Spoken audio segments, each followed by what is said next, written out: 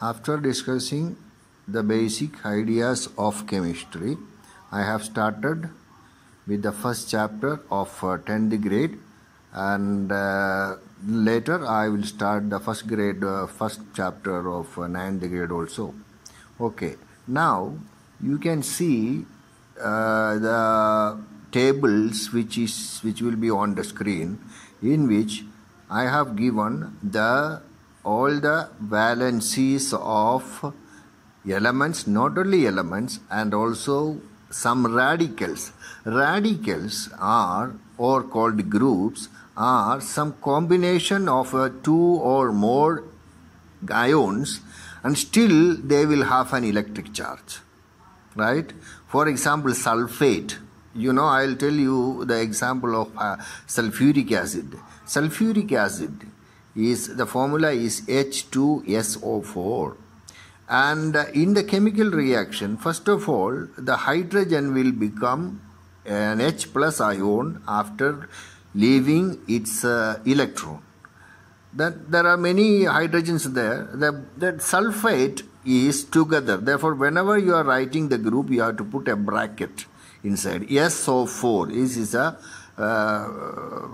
formula for that, SO4. But it is not a complete electrically neutral product. It is only a half compound. So it will have two minus charges on it. So to cancel these two minus charges, they take two hydrogen.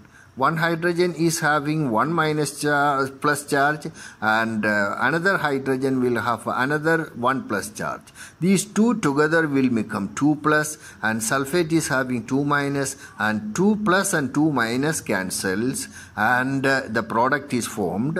Therefore, how many hydrogen are there? Not 1, 2. Therefore, that is why it is H2SO4, right? This is the method of forming compounds. Then, how to write the formula? First of all, we should know we have to write the first element and second element, or the first group and second element, or whatever it may be. Place it side by side. Okay. For example, if it is hydrogen chloride or hydrochloric acid, for both, hydrogen chloride means it's a gas. When it is dissolving in water only, we will get a hydrochloric acid. Therefore, if you say hydrogen chloride, means it is, therefore hydrogen and chlorine are placed together. And what is the valency of chlorine? It is in the 7th group, and its valency is 1. Minus 1, of course. Therefore, write this 1 next to H. It is called the criss-cross method, right? Chlorine's valency is written as a subscript with the hydrogen, and hydrogen valency is written after chlorine. Then you can make the ratio. And one more important thing, in mathematics, if you get 1:1 ratio, always we leave it. And also 1:1 is equal to 2:2 is equal to 3:3, 4:4, etc. And for example, in MgO, really 1 Mg have 2 plus charges on that. Okay, the oxygen will have 2 minus charges. The valency of oxygen is 2, and magnesium is also 2. Therefore, the oxygen valency, when you write near magnesium, there will be 2 there. And magnesium valency, you are writing with the oxygen, there will be 2 there. And what is the ratio? 2:2. But 2:2 reduces to 1:1. Therefore, we need not write that. That is why the formula becomes calcium oxide CaO or magnesium oxide MgO. Both are correct.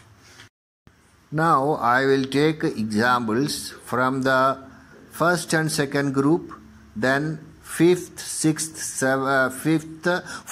fifth, sixth and seventh, and from the transition. Only 1 or 2 examples only I am going to give. Let us take the formation of sodium chloride. Sodium is a metal, and it loses one electron. It will become a positive ion having +1 charge. One chlorine needed electron and chlorine received that electron, and it will become one negative charge. Therefore, sodium and chloride come together. Chlorine's valency you write with the sodium, sodium's valency you write with chlorine, that will become 1:1. Therefore, NaCl is the product. But if you are going to make an oxide of sodium, but the sodium is having one positive charge. But how many negative charge oxygen has? Oxygen has 2 negative charge. Valence is 2. Therefore, to cancel that 2 minus charge, oxygen needs 2 sodium. That is why 2 sodium will react with 1 oxygen.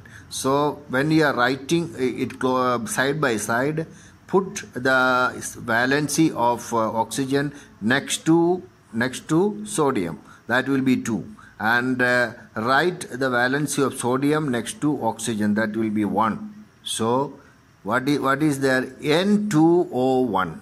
That is N2O. The ratio is 2:1. You cannot reduce or remove that. Second is magnesium chloride and magnesium oxide. Already I have told you. Magnesium chloride. How many charges are there in magnesium? 2 plus charges. Therefore, it needs 2 chlorine atoms to cancel the 2 plus charges. Therefore, write Mg and Cl side by side. Write the valency of Mg on the Cl side. It will be 2. Write the valency of Cl in calcium side. It will be 1. Therefore, 1:2. We cannot reduce it. It will be MgCl2. In the next video, I will continue.